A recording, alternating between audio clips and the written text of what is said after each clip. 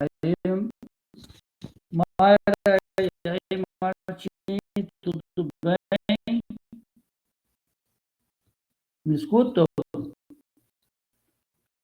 Eu vou carregar aqui. Acho que sim. Martim, percebeste que eu já respondi a tua pergunta lá por e-mail? Muito obrigado pela pergunta.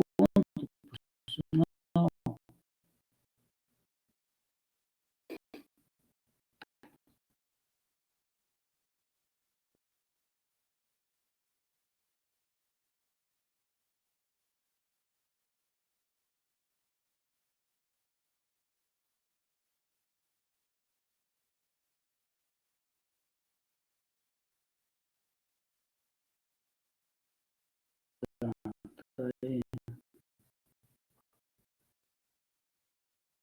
Ou não viu ainda, Martim? Já está respondido tudo que tu perguntou. Deixa eu ver.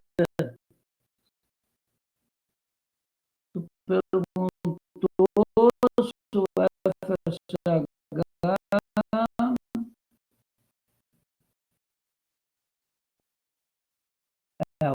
FSH ele vai estimular as linhagens das células germinativas, tanto dos espermatozoides, né, de espermatogônia até espermatozoide, e também de ogônia até ovócito, tá? Na verdade, ela estimula também as células que produzem os hormônios, a de leite, a testosterona e as células da granulose do estradiol. Então, a FSH meio que estimula essas células todas a cumprirem os seus papéis, especialmente as divisões mitóticas e depois meióticas. O FSH, o folículo estimulante, nos dois sexos. Tá bom? Oi, Nívia, tudo bom? Chegou a nossa super monitora Lívia Maria. Ai, deixa eu. Tá na hora. Mas já se tá na hora, nós estamos atrasados já. Eu estava na outra turma, já estou aparecendo.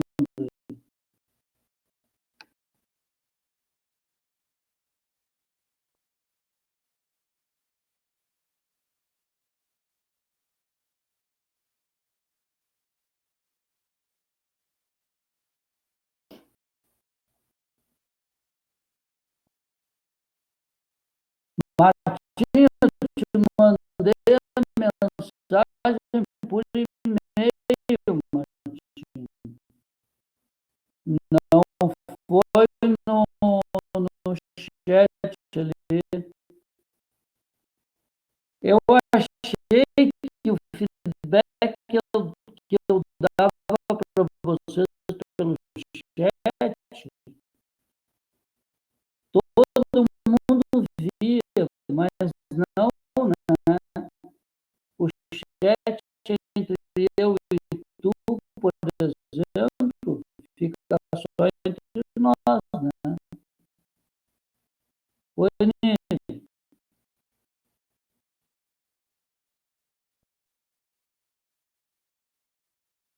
Bom,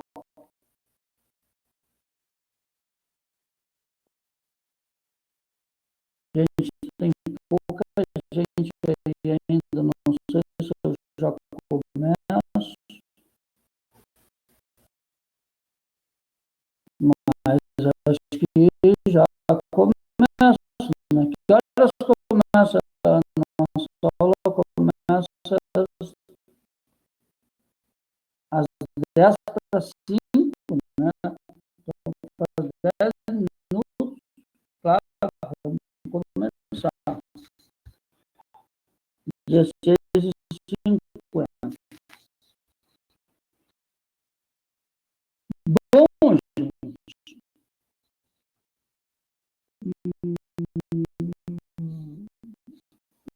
então vamos lá.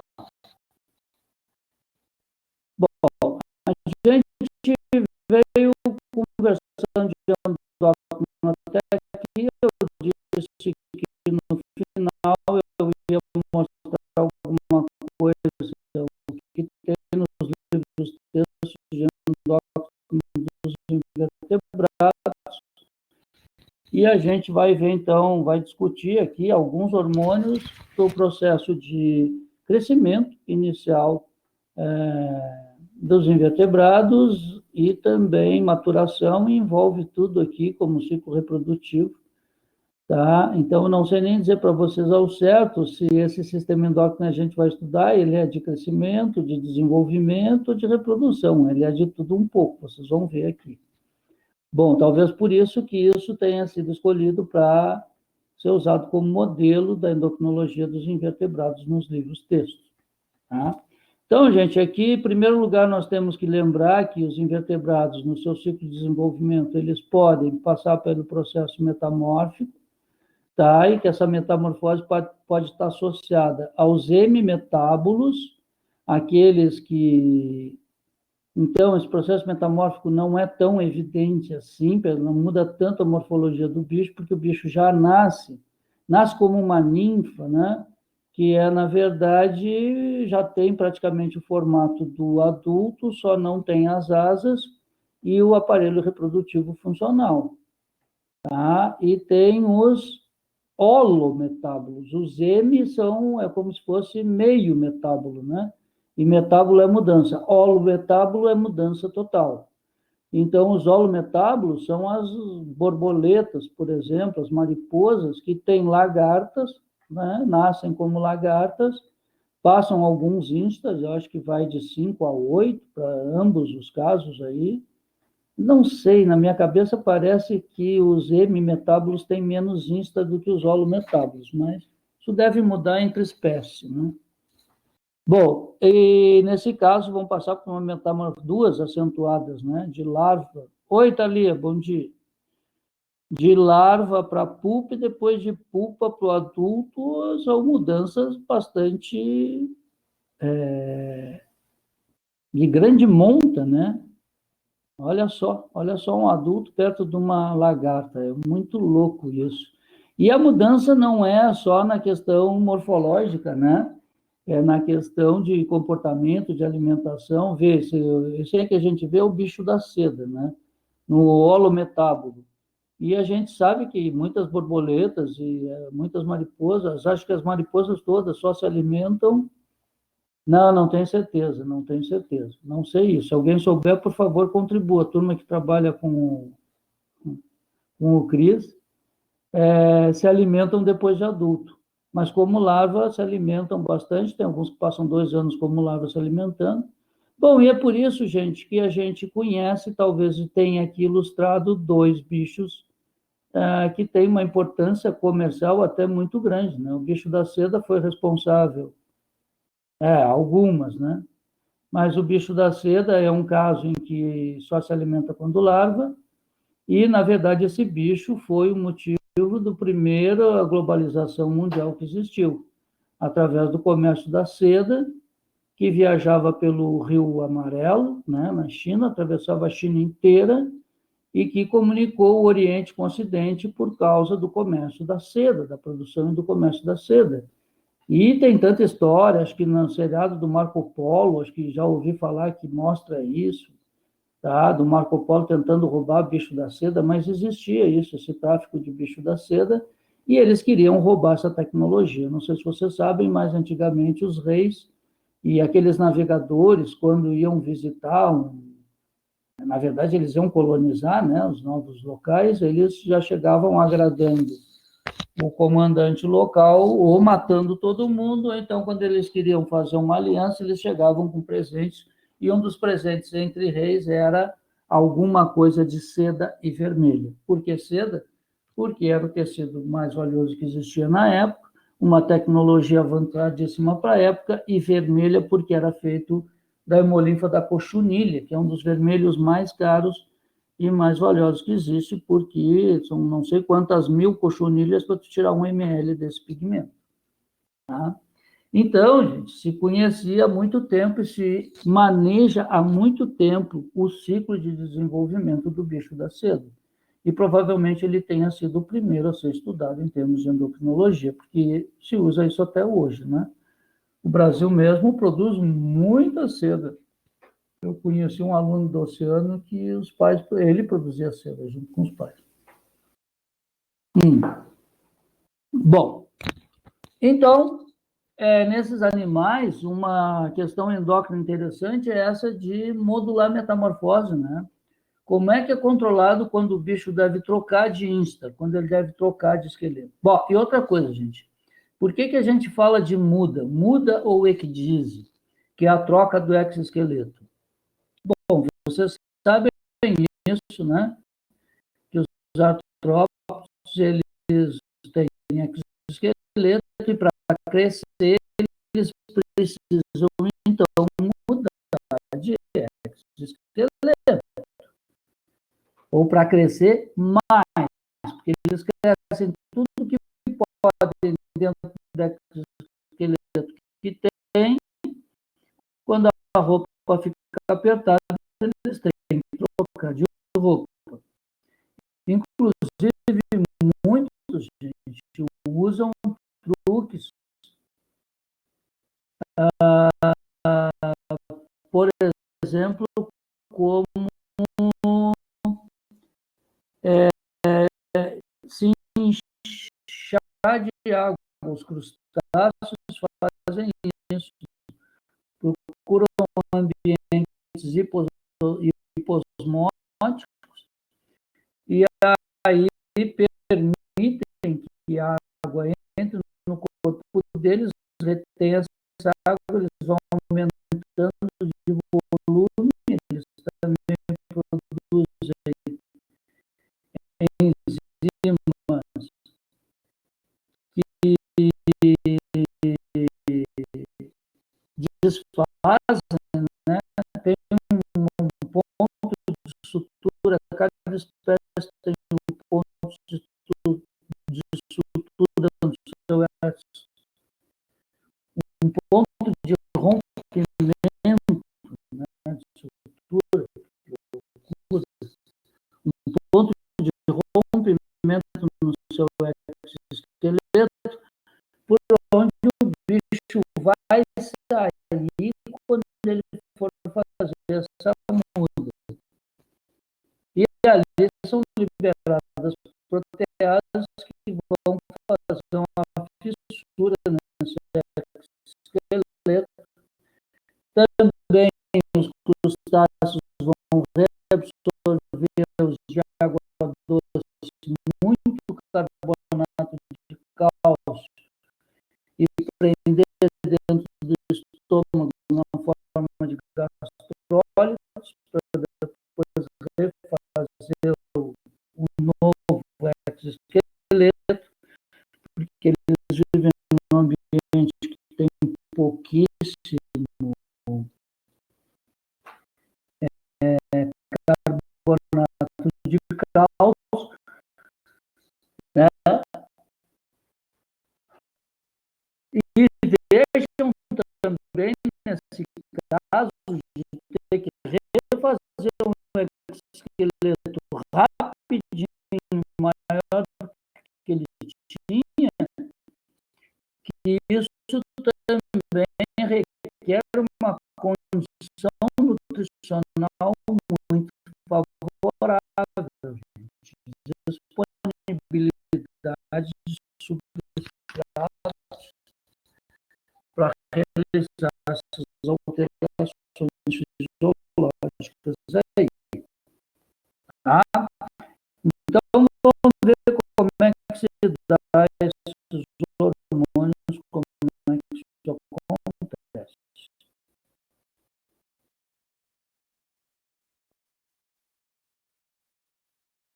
Bom, você sabe, já mostrei para vocês o órgão emal, né, que os invertebrados têm, que é muito semelhante ao nosso hipófise, onde a gente tem projeções de neurônios secretores gigantes e que acabam liberando essas secreções em um órgão fora desse sistema nervoso central. Vocês sabem que os artrópodes, eles não têm cérebros muito bem definidos como nossos, são gânglios espalhados, às vezes mais concentrados, às vezes menos, mas cumprem o mesmo, as mesmas funções que o nosso sistema nervoso central. Bom, então eles também têm órgãos remais. Nesses órgãos remais vão ter células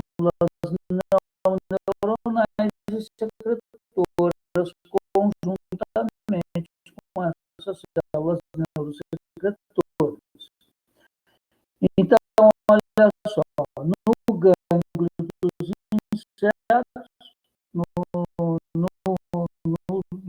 cérebro dos insetos, vão existir neurônios que vão emitir projeções, neurônios magnocelulares muito grandes, que vão emitir projeções para dentro de dois pequenos órgãos que se projetam a partir desse cérebro e misto, que tem essa parte neuronal e essa parte epitelial, então, e que são chamados o primeiro de corpo cardíaco, porque o coração do inseto fica bem no meio, e o segundo de corpus alatus, ou corpus alatum, ou corpo alado, em português, tá? Bom, o que fazem esses órgãos? Esse órgão neuroemal, essas células gigantes aqui, elas vão produzir um hormônio, vão secretar um hormônio no corpo alado, na maioria das espécies. Em algumas espécies, gente, esses neurônios são mais curtinhos e eles liberam essas secreções, então, no corpo cardíaco. Por isso que esse esquema traz esses dois aqui, mas pode existir os dois quando libera aqui, pode existir os dois quando libera no corpo cardíaco também. Isso pode acontecer. Não importa. O que importa é que o hormônio que vai ser liberado aqui nos insetos é chamado de hormônio prototorácico. E esse hormônio vai cair na hemolínfa do animal, vai circular pelo corpo, encontrar uma glândula também muito próxima, chamada de glândula protorácica, porque ela vem bem naquela divisãozinha ali entre a região cefálica, onde na divisão entre céfalo, entre cabeça e tórax. Só que nos crustáceos, né? Quando a gente for ver os crustáceos, tu vai ver que em muitos vai ser fundido o cefalotórax. Tá, mas na porção final, assim, da região do tórax, tá, nós vamos ter uma glândula chamada de um par de glândulas chamada de glândula protorácica. Essa glândula vai produzir um hormônio chamado equidisona, que é um esteroide, tá? Esse aqui é um proteico e esse aqui é um esteroide. Essa equidisona também é chamado, a equidisona é o pré-hormônio, a forma inativa que é jogada na hemolinfa, circulando no corpo do animal e nos tecidos-alvo, ela vai ser convertida, tá, a 20-dihidroequidisona, chamada de 20-beta-dihidroequidisoma, chamado simplesmente de beta-equidisoma ou de hormônio da muda. Essa seria a forma ativa do equidisoma. Bom, esse hormônio equidisoma, ele tem o seu alvo aonde? Vários tecidos, mas principalmente a epiderme do animal, onde é produzida a cutícula e o exoesqueleto. Tá? Então, vai estimular essas células desses tecidos a promover a muda, a troca, a substituição desse exoesqueleto por um com maior tamanho para permitir o crescimento somático do animal. Bom, só que isso aqui estabelece as mudas, ou seja, quando o bicho vai trocar o exoesqueleto para poder mudar. Outra coisa, cada muda, aquela parte de exoesqueleto que ficou vazio, exoesqueleto abandonado pelo animal, é chamado de exúvia, tá? Exúvia. Bom, então, a gente viu no ciclo de desenvolvimento que quando o bicho muda, ele pode mudar de lagarta para lagarta ou de lagarta para pupa, de pupa para adulto. Bom, então não muda sempre no mesmo sentido. Vão ter outras alterações além só do crescimento. Essas alterações são mudanças de fase do ciclo do bicho. Bom, essas mudanças de fase vão ser controladas por um outro hormônio também liberado, mas na parte não neuronal do corpo alado, tá bom? Então, produzido pelas células do corpo alado e secretado pelas células do corpo alado, porque aqui é secretado no corpo alado, mas é produzido, né? O hormônio protorácico não é produzido no corpo alado, é só secretado. Aqui o hormônio juvenil é produzido e secretado pelas células do corpo alado, que pode ser também do corpo cardíaco em algumas espécies.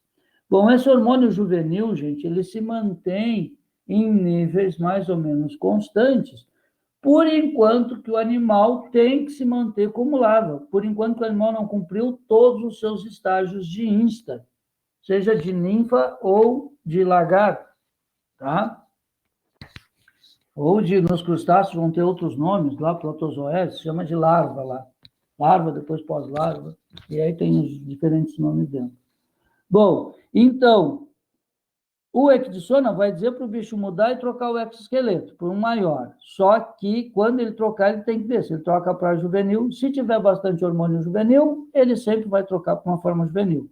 Se as células do corpo alado que produzem hormônio juvenil diminuíram essa produção ou pararam essa produção, porque no último instante essa produção para, e aí o bicho muda para adulto, então quando diminui, o bicho muda para adulto. Quando o hormônio é mantido, o bicho muda para larva de novo. Bom, do mesmo jeito que o sistema nervoso percebe, por exemplo, o aumento de fotoperíodo é favorável à reprodução. Beleza, né? Porque vai aumentar o quê? A produtividade. Mas o aumento da temperatura também acelera essa produtividade. Ótimo, então isso são estímulos favoráveis ao processo de crescimento, né? E disponibilidade de nutrientes. Isso é fundamental, porque se eu vou jogar o meu exoesqueleto fora, eu preciso sintetizar um monte de proteína, transferir um monte de carbonato de cálcio, de repente, se for, ou de produzir cera. A gente precisa construção de muito anabolismo. Primeiro, catabolismo do antigo, e depois anabolismo. Então, é importante que se tenham substratos energéticos. Vocês sabem que para crescimento, o bicho tem que estar bem alimentado. Então, esses fatores vão sinalizar nível do sistema nervoso central e vão dizer, ó, está na hora de mudar. Se está na hora de mudar para juvenil, continua produzindo hormônio juvenil. E tem pulsos de hormônio da muda, no momento que se chegou ao máximo ali de disponibilidade de nutriente, o bicho já cresceu o suficiente, então muda de novo, que está tudo certo agora para tu mudar e para tu crescer. Então muda, tá? Mas esses mesmos fatores, gente, também vão modular, porque para um bicho mudar de exoesqueleto, ele tem que ter alguns comportamentos. Por exemplo, uma lagarta, ela vai ter que escolher uma folha certinha, num lugar certinho, vai ter que se posicionar de um jeito tal, começar a produzir um monte de fio de seda para se enrolar, para fazer a pupa, aquelas coisas. Tá? Então, tem que ter também mudança no comportamento. E mudança na sequência das enzimas. Então, geralmente os mesmos fatores que estimulam pulsos de equidistoma, tá, vão também estimular a secreção a nível de sistema nervoso central dos insetos de dois hormônios, o hormônio da eclosão e o corazonina. Esses dois hormônios também são proteicos, eles vão ser liberados por células neurosecretoras e eles vão estimular células zinca, que são células que ficam dispostas lá na porçãozinha terminal das traqueias, do sistema traqueal, perto do espiráculo, tá? E essas células vão produzir dois outros hormônios. O hormônio disparador da pré-eclosão e o hormônio disparador da eclosão. Porque sob efeito do hormônio da eclosão, tá?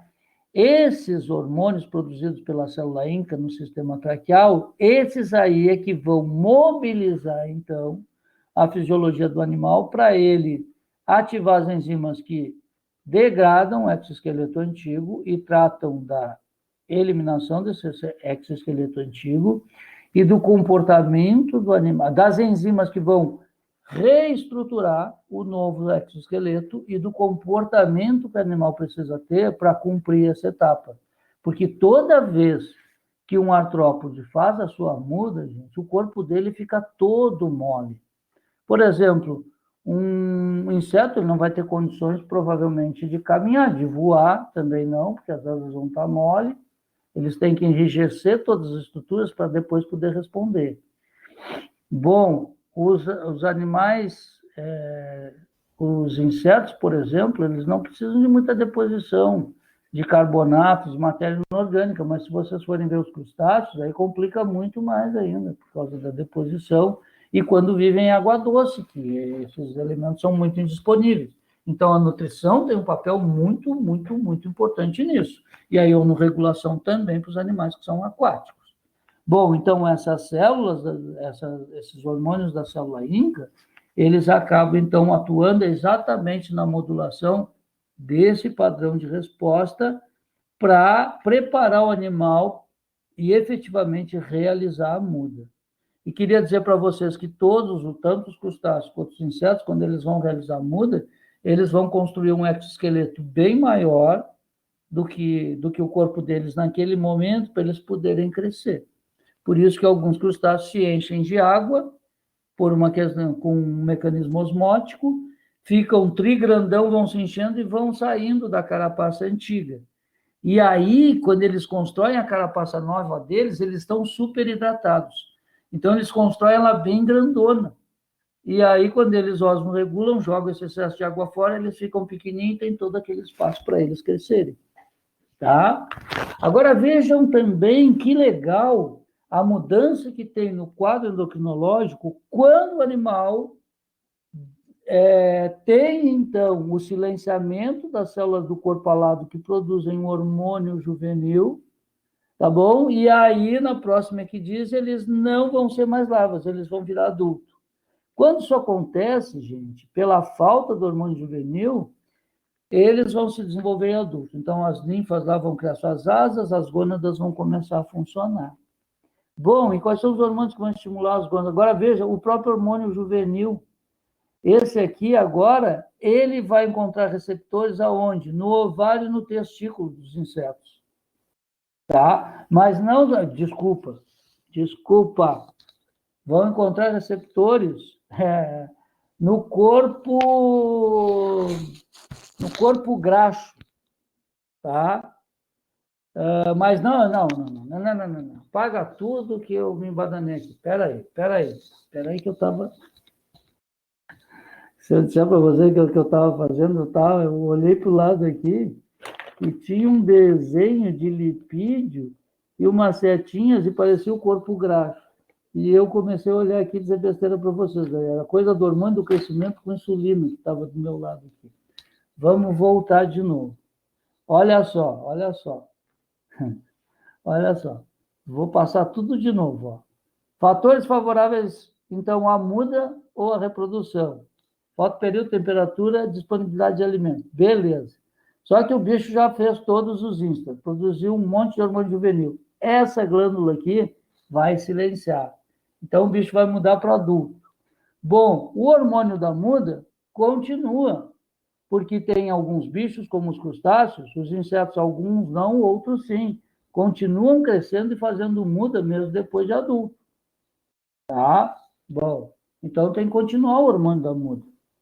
E o hormônio juvenil não vai ter mais função naqueles em que vão seguir crescendo como adulto. Então, não vai ter mais função como hormônio juvenil, com a função que a gente conhece. Tá? Não, desculpa, esse aí vai continuar. Estava dizendo a mesma besteira de novo. O equidissoma é que tem que continuar. O hormônio juvenil silenciou ali, mas o equidissoma tem que funcionar.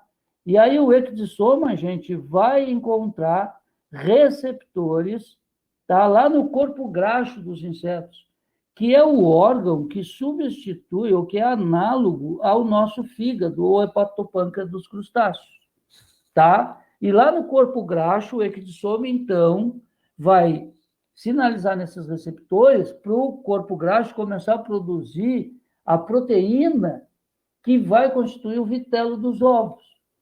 Porque as fêmeas não são ovíparos, esses animais, então eles têm que botar ovos. E um ovo tem que levar todos os nutrientes para o desenvolvimento embrionário. Nutrientes, hormônios, água, tudo. Lá vai, então, o hormônio da muda agora sinaliza também para o corpo graxo para produzir as vitelogeninas, essas proteínas que vão ser incorporadas dentro dos ovócitos para levar como nutriente para o embrião em desenvolvimento. Tá bom? E o hormônio juvenil, agora sim eu vou falar no desgraçado do hormônio juvenil, que eu toda hora começava por um caminho errado. O hormônio juvenil não vai ter mais a função, porque o bicho é adulto, não tem a função de manter como juvenil. Agora, ele vai sensibilizar, são as gônadas. Aí o hormônio juvenil vai estimular as gônadas desses insetos, que agora são adultos, a produzir os seus gametas. Vai funcionar como o FSH e o LH dos vertebrados. Vai se transformar em gonadotrofina. Antes ele estimulava o desenvolvimento das fases larvárias, agora ele vai estimular o desenvolvimento da gônada, gente. É uma continuidade. Olha que bacana isso, né?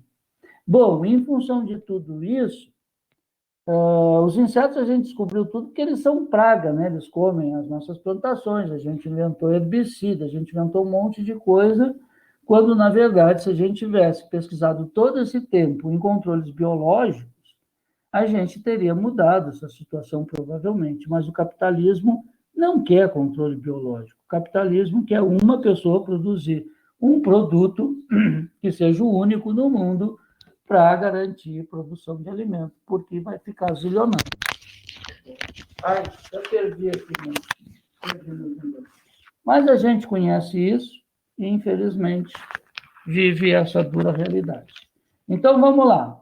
Quando a gente vai para os... não, queria mostrar isso então. Então, esse efeito aí, né, da importância do bicho da seda, do conhecimento, olha só o que foi que os chineses que trabalharam para desenvolver essa tecnologia já sabiam há muito tempo. Eles descobriram, gente, que esse bicho tem 7 instas, se eu não me engano. Acho que são 7 aqui. 3, 4, 5, 6? São 6. São 6. Mas os chineses descobriram que se eles pegassem larvas, lá saiu do terceiro instar, e macerassem as cabecinhas delas, e aspergissem, né? Jogassem ou dessem um jeito dessas larvas, das últimas larvas do último instar, receber esse extrato das larvas de instar mais novo, ela não virava adulto. E ela formava um sétimo instar, então, um instar a mais, e que ficava o bicho muito maior. E como o bicho ficava muito maior, ele virava uma pupa muito maior, com um casulo muito maior. Então, precisava de muito mais seda. O rendimento da produtividade de seda, com esse sétimo instar, com a aplicação do hormônio juvenil, aumentou de 10% a 20% a produtividade do sistema. Então, rapidinho, isolaram a molécula do hormônio juvenil, que é um terpeno, e construíram ele em laboratório, e hoje tem spray de hormônio juvenil para vender para produtores de seda, para produzir casulos maiores. Como não faz nada com bicho aqui, ó, depois vai fora, tá? Eu queria dizer para vocês que no Japão, isso não foi na China, mas no Japão, eles tinham uma região daqui, sabe aquelas coisas muito antigas, assim, um lugarzinho que ficou abandonado de tudo, porque era um lugar muito... um monte de ilhazinha bem pequenininha, com água super rasa e que não produzia nada. Mas né, lá moravam algumas famílias tradicionais que produziam papel japonês, que é o papel mais caro do mundo. Ele é feito por algumas pessoas com... Tudo tem que ser tudo totalmente conservador. Até o tempo que leva para fazer cada folha de papel é uma loucura. Assistam isso que vocês vão ver. Bom, mas isso não conseguia sustentar aquela galera, porque o tempo foi passando, a população aumentando. Então, o que eles pensaram? O bicho da seda, para produzir legal, ele tem que comer... Ah, esse cachorro aqui está um terrível. Tem que apitar na campanha. Tem que comer folha de amoreira, tá? Bom, e o papel é feito com as fibrinhas dos galhos da amoreira. O papel japonês é esse. Então, eles tinham muita amoreira para fazer papel japonês. O que eles pensaram? Vamos botar bicho da seda a comer as folhas da amoreira. Os caras que produzem papel continuam usando as fibras do caule da planta, tá? Produzem a seda, e é com as pulpas que vai sobrar, porque é um monte de pulpa, um monte de bicho que tem que ser jogado fora, é proteína animal. E esse monte de água que tem na volta dessas ilhotas vão produzir peixe e suplementar a ração, diminui o gasto com ração, alimentando com as pulpas. Gente, é o agrossistema mais bem balanceado e mais controlado até onde eu sei no mundo. Quando eu li sobre isso, essa afirmação era categórica, assim. Então, muito legal, tudo pensado, programado, e sabe como é que é japonês, né? Então, se diz que é assim direitinho, segue, povo muito educado, e acaba que deu super certo isso aí. Mas vejam, né, desde cedo a gente já usando endocrinologia para melhorar os processos, gente. Agora, também na outra aula, o Marcos me perguntou de cara, pai, os adultos são maiores? Eu já pensei de que eu não tinha pensado ainda. Pô, então os adultos, se são maiores, vão produzir muito mais ovos, ou ovos maiores, com larvas maiores, né? Mas eu não sei se isso acontece. Eu também não li mais sobre isso, fiquei nas curiosidades iniciais, tá? Bom, gente, e no camarão, dá tempo de eu falar para vocês ainda, nós temos tempo. Eu queria mostrar... Ah, não, isso aqui só para mostrar para vocês a tabela, tudo que está aqui eu já falei para vocês. Ah, faltou uma coisa. Espera aí, que é o Bursicol. Não sei se eu falei nessa turma, um outro hormônio que é produzido aqui, ó, a cada muda, tá? E é produzido pelo cérebro dos insetos, é o Bursicol. Esse bursicol ele tem o papel de acelerar o estabelecimento, a construção da nova muda, então de enrijecer essa muda rapidinho, porque o animal não consegue se deslocar, não consegue comer, não consegue se defender de predador, não consegue voar, não consegue nada em seguida que ele faz a muda. Então, esse esqueleto tem que ficar rígido rápido, né? Ser reestruturado rápido. Então, o bursicol vai estruturar bem rápido exoesqueleto. Também é usado comercialmente o Bursicom, tá? Para acelerar essas mudas aí das fases iniciais. Nos camarões, gente, isso aí é uma tabela de hormônios que não tinha em português antes. E agora, como a nossa biblioteca comprou o livro Fisiologia Animal do Rio e colaboradores, vocês têm aquela tabela toda em português. Tem disponível online esse livro para vocês, com a tabela toda em português. Mas igual está ali tem todos os hormônios que nós vamos falar, e tem um que é bombixina, que não está ali, devem ter zilhões de hormônios que não estão ali. Aquilo ali é só o que tem no livro-texto, tá?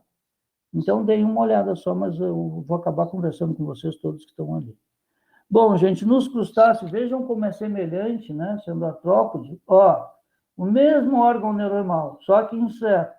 É chamado aqui cérebro e aqui de corpo alado, tá? O órgão neuronal. Nos camarões, foi chamado, na parte do cérebro ali, que é um pequeno gangliozinho chamado de órgão X, e que se sabia que emitia projeções neuronais para uma pequena glândula que foi chamada de glândula do seio. Tá? E a glândula protoláctea nos crustáceos vai aparecer em outra região chamada de órgão Y. Por quê? Porque se sabia que as secreções do órgão X acabavam chegando no órgão Y, modulando o órgão Y, daí XY. Tá? Eu não me lembro por que era a glândula do seio. Ah, porque aqui tem um baita seio venoso. Um espaço aberto onde tem um monte de hemolinfa. Por quê? A mesma coisa que o sistema porta-hipofisário. Desculpa, eu sei sim. É isso mesmo, a glândula do seio emal, porque é um órgão neuroemal. Tá? Bom, então, gente, nos crustáceos muda um pouquinho. Ó. O órgão X vai produzir o hormônio estimulador da muda, que é equidissoma também, funciona de um bicho no outro aqui, de um grupo no outro, mas o corpo alado, que aqui é chamado de glândula do seio, nesse caso, vai produzir o hormônio inibidor da muda, que inibe a ação do equidissoma. Mas isso é muito importante quando o bicho está o quê? Maturo, porque eles vão continuar crescendo como maturo. Então, isso vai começar a controlar a reprodução. Tá? Então, olha só. Quando eu tenho hormônio inibidor da muda, não adianta eu ter o equidissoma que não vai mudar. Mas por que se descobriu isso nos camarões? Porque os camarões hoje são produzidos em cativeiro para comercializar. Né? E também se pesquisou reprodução de camarão para se determinar recrutamento, resiliência, capacidade de repovoamento, essas coisas. Mas principalmente no laboratório que tem manejo endócrino da reprodução. Então, o que se descobriu é que algumas espécies de camarão, gente, a vagina da fêmea, ela fica embaixo do exoesqueleto. E alguns camarões que chamam de télicum fechado, a vagina é chamada de télicum, quando o bicho só pode reproduzir quando faz a muda, porque quando o bicho está no período de intermuda, o exoesqueleto está íntegro, e a vagina dessa fêmea está coberta pelo exoesqueleto. No momento que ela muda, o macho consegue, com o petasma, que é o órgão copulatório dos machos, são apêndicezinhos que partem do segundo par de periópodo, tá? Esse petasma vai pegar o espermatóforo produzido pelo macho e, plum, colocar dentro do télicum, dentro da vagina da fêmea. Mas isso tem que ser numa questão de minutos, porque no que ela faz a muda, o macho tem que estar do lado para enfiar o espermatóforo. Depois endurece o exoesqueleto, ela fica com o espermatóforo lá e ela vai ficar produzindo várias desovas com aquele espermatóforo, mesmo sem fazer muda. Mas tem que fazer a muda. Então, quero dizer para vocês, gente, que quando foi nos últimos anos, antes de eu vir dar aula para o FIPEL, eu fazia o doutorado na FURG e trabalhava com cultivo de peixe, criação de peixe. E auxiliava o pessoal do camarão. E eu fui para uma coleta de reprodutor.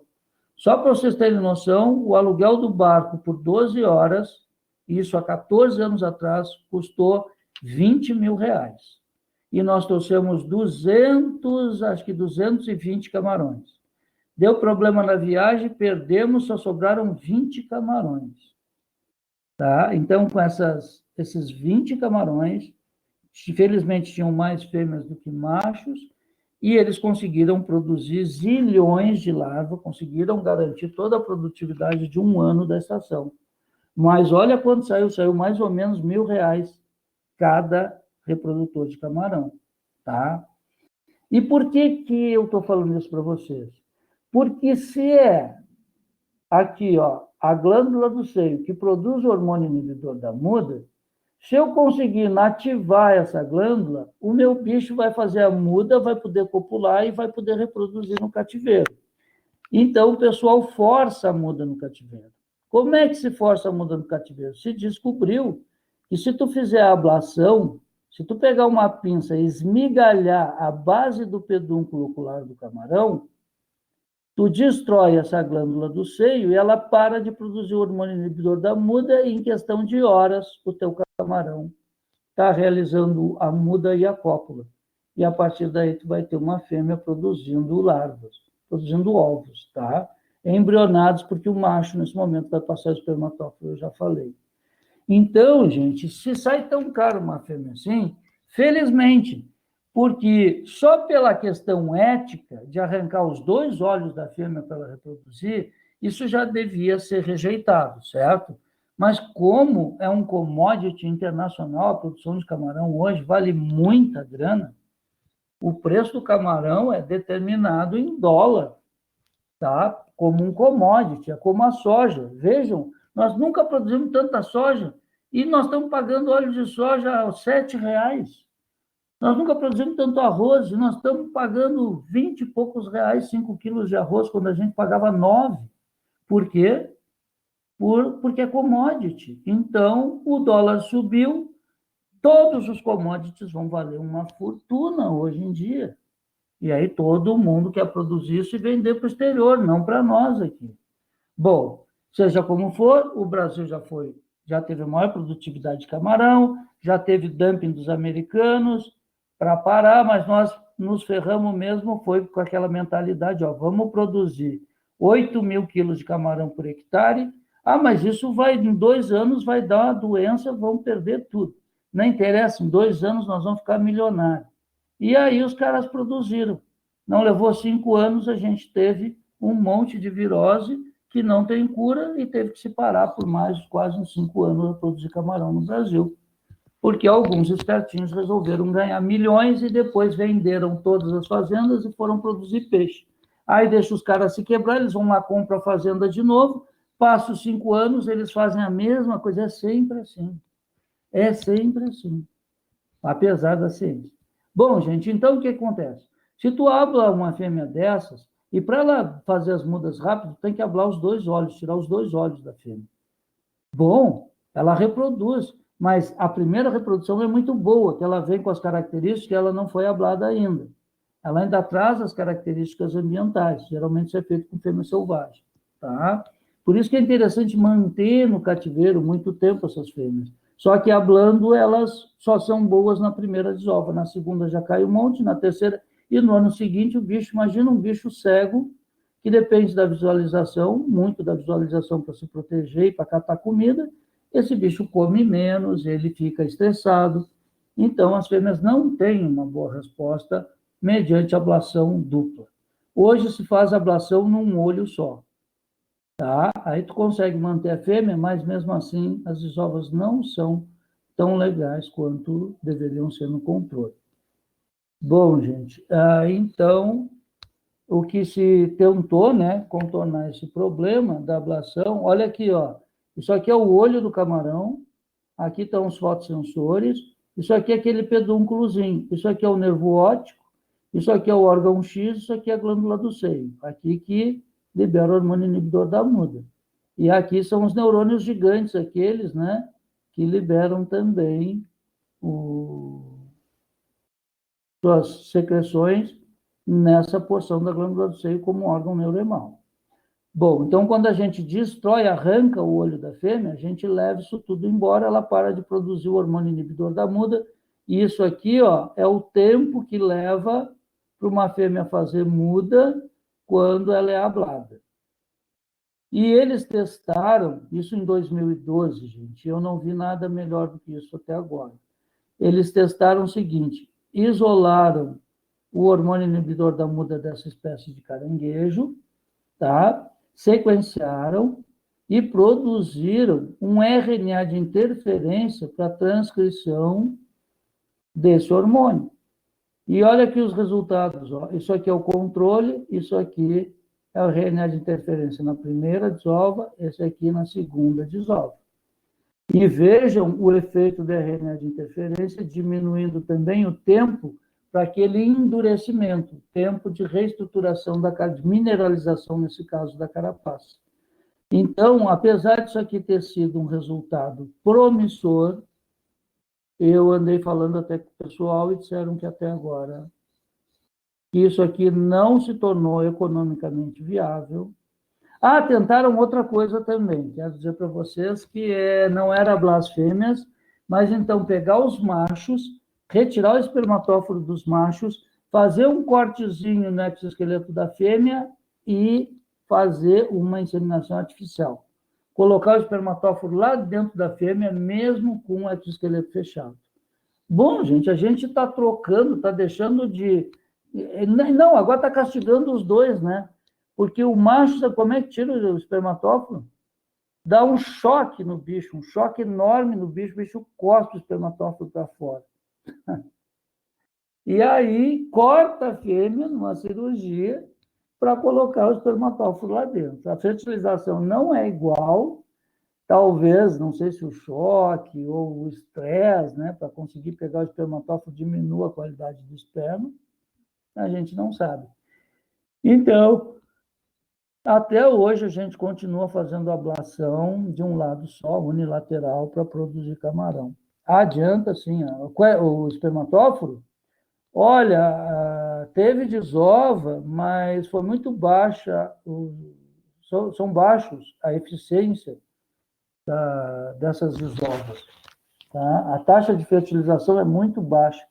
Então, tu produz um monte de ovo, mas tudo vai gorar. Isso é péssimo, porque tu começa uma lavicultura enorme, num baita tanque, porque tu tem um monte de ovo, e aí só 2% dos ovos fertilizam.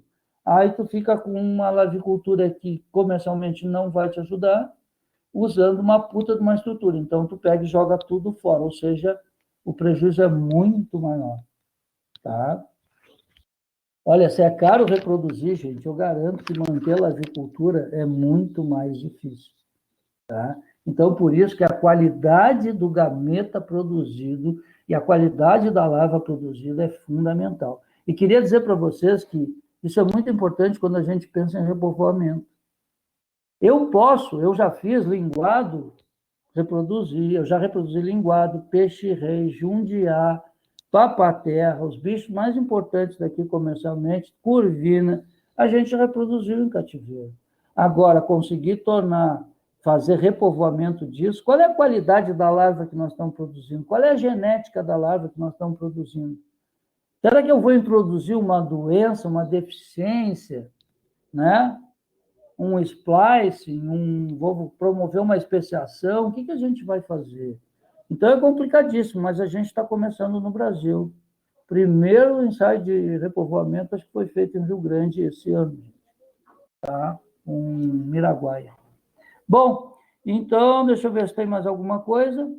Por fim, está acabando o nosso tempo, já até extrapolei, eu só queria mostrar esse trabalho aqui, gente, mostra uma tendência, tá? De tentar buscar modelos de larvas de invertebrados, porque elas são produzidas aos milhares, né, com uma taxa de sobrevivência aí de 1%. Então, se a gente conseguir trabalhar com larvas de invertebrados, eu acho que isso fica bem mais barato e ecologicamente menos impactante, acho que eticamente menos impactante também, do que usar vertebrados desde sempre, mesmo para os testes mais básicos. Então, Eles pegaram o bicho da seda, que é um bicho, olha que legal o adulto bicho da seda, né? Parece até um ETzinho aqui, ó.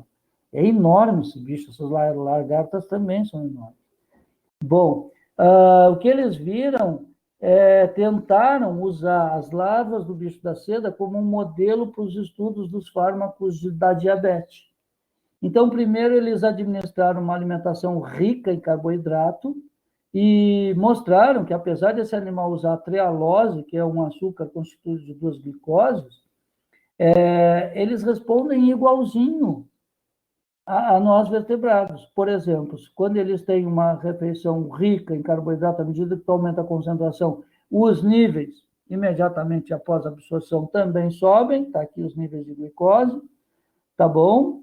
E eles viram que essa glicose, essa hiperglicemia, então, rapidamente, ela é solucionada, volta para o normal aqui, ó, com deposição de glicogênio no corpo graxo, que é aquele hepatopâncreas dos bichos, ou fígado do bicho, no rim desse bicho, que são os túbulos de Malpighi, e nos músculos, aumenta a deposição de glicogênio.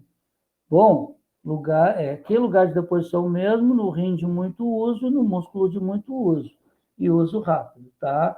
Então, também fazem isso, também tem um órgão para depositar lipídio, que é o corpo graxo, e aí eles testaram, então, se esses bichos também têm aquela resposta típica da insulina, de pegar um excesso de glicose e transformar em tecido adiposo, fazer lipidogênese. De novo, eles confirmaram, olha só, aumentou, tá? Quando eles aumentaram o aporte de glicose na hemolinfa desse bicho, ele começou, pelo processo de lipidogênese, converter glicose em ácido graxo, aumentando os ácidos graxos na hemolinfa, levando até o corpo graxo, ó, e depositando como triglicerídeo no corpo graxo. Tá? Então, eles também fazem o que a gente faz, depositam glicogênio no músculo e no fígado, e eles depositam glicose como glicogênio em músculo e fígado, e eles também depositam glicose como triglicerídeo no tecido adiposo. Aí, então, ó, o modelo parece que vai funcionar. Pegaram as principais drogas envolvidas na diabetes 1, que é a insulina, e uma droga que tem um nome, não sei o que, benzeno, aminobenzeno, não sei o que, horrível, que é o ICAR, mas que funcionam por sinalizações diferentes, essa aqui via fosfolipase C, a MP5, e a insulina não. A insulina, ela vai direto na célula, aumenta a produção de ATP, fecha canal, não, mas isso é na célula delta, tá? E não na lipidogênese. Na lipidogênese eu não sei qual é a forma. É a CAT, é fosfolipase C, via sinalizador interno ACAT, então é fosfolipase... Não, desculpa, fosfolipase B aqui é adenociclase, a MP5, tá? Bom, seja como for, as duas drogas, insulina usada em humano para diabetes, funcionou no bicho, olha aqui, baixou os níveis glicêmicos quando foi injetada insulina humana, e também a insulina não foi humana, a insulina foi a sintética, desculpa. E aqui, o ICAR também baixou os níveis glicêmicos no mesmo padrão. Então, confirmaram que o bicho responde como nós, a diabetes tipo 1. Aí pegaram as duas drogas já bem estudadas e conhecidas para diabetes tipo 2, que é a pioglitazona e a metformina, e fizeram os mesmos testes. De novo, a mesma coisa. Então, eles concluíram que seria bastante vantajoso para qualquer fármaco novo, que a gente está testando muita coisa, como incretinas, com um monte de coisa na diabetes, tá? E primeiro testar nas larvas desses insetos, para depois, então, passar para os modelos de vertebrados até chegar no ser humano. Então, eu achei muito legal. A gente sabe que as relações sociais nos invertebrados são um pouquinho, talvez sejam, né, um pouco menos complexas do que nos vertebrados, eles não têm, a gente não reconhece sistema límbico, não reconhece emoções. Para quem já coletou crustáceos, por exemplo, como eu, tu acredita muito que eles não são tão afetados pelo estresse em termos de comportamento, tá? Então, bem interessante e usa a mesma espécie de modelo que a gente viu aí, que é o bicho da seda, e traz uma tendência nova para os novos biólogos aí pensarem em abandonar, que existem outras possibilidades, né? A gente já testou modelo celular. Bom, mas a célula não responde ao conjunto das células, né? Tem todas as citocinas, um monte de coisa. Aí a melhor coisa que se tinha para pular, né, os modelos animais em vivo seriam os slices, que tu pega um corte, por exemplo, do tecido inteiro que tem todos os tipos celulares e mantém in vitro. Bom, hoje a gente está tentando então uma coisa um pouquinho, talvez, que eu acho que é uma boa. Eu não sei nem explicar para vocês direito, mas eu prefiro, se eu tiver que sacrificar, por exemplo, entre peixinhos juvenis ou um peixe adulto e uma larva de peixe, eu vou sacrificar as larvas de peixe, porque eu sei, né, que as reproduções, a taxa de sobrevivência de larvas é mais ou menos em torno de 1, 2%, gente, né? Então, a gente está trabalhando, está usando animais que, basicamente, a chance de sucesso deles é muito pequena, tá? Então, eu acho que é um modelo válido e é uma tendência que vem se fortificando. Vamos ver aqui o que vocês votaram. Bom, sim, isso aqui era dos bichos da seda, então tá. Então, gente, eu quero dizer que, apesar da situação, de eu me sentir extremamente inseguro, foi muito bom. Eu acho que é importante a gente estar trabalhando, a gente trocando ideia. E para aquelas pessoas que participaram, especialmente com as mini provas, eu quero dizer que em cada uma das turmas tinha um monte de gente. Eu procurava não ver o nome, porque quando a gente abre ali na nota, a gente consegue às vezes abrir. Quando a pessoa não bota no texto da resposta o nome no começo, aí eu consigo corrigir sem saber quem é. Mas muitas das mini provas, só pelo jeito, pela abordagem, eu sabia de quem era, tá? E eu gostava muito de ver e eu tinha vontade de dar o feedback, de dar a minha contribuição. Então, isso foi muito legal. Então, quem fez isso efetivamente, eu acho que a gente acabou tendo até um rendimento bacana, tá? Então, quero agradecer por todos vocês, pedir desculpas pelo excesso de tempo, e se ninguém tiver nenhuma dúvida, alguma colocação, a nível. E quero, antes disso, pedir que todos vocês falem com seus colegas, já tinha mais gente, agora tem menos gente, para que compareçam na última aula e que critiquem. Nós vamos ter esse espaço aberto para a gente conversar de como foi a disciplina, e que eu vou ficar muito contente se qualquer um de vocês, ou vários de vocês, disser, Robaldo, eu não gostei disso, acho que tu não deve fazer mais isso ou aquilo. Assim, pode ser nu e cru, não tem problema. Qualquer um que me fizer crítica, eu vou encarar como uma crítica construtiva e eu vou ficar muito agradecido. Olha, mesmo pessoa que eu já tenha brigado, não sei o que me disse verdades, elas são muito importantes, tá? Então, falem com os seus colegas, peçam para estarem presentes e falem, critiquem, porque as críticas nos ajudam a mudar. Os elogios também, os elogios ajudam a manter as coisas boas, mas as críticas são mais necessárias, tá? Então, por favor, tentem ou peçam para as pessoas o que gostariam de dizer, aqueles que não puderem, tá? E também façam avaliação no Cobalto, se ela estiver disponível.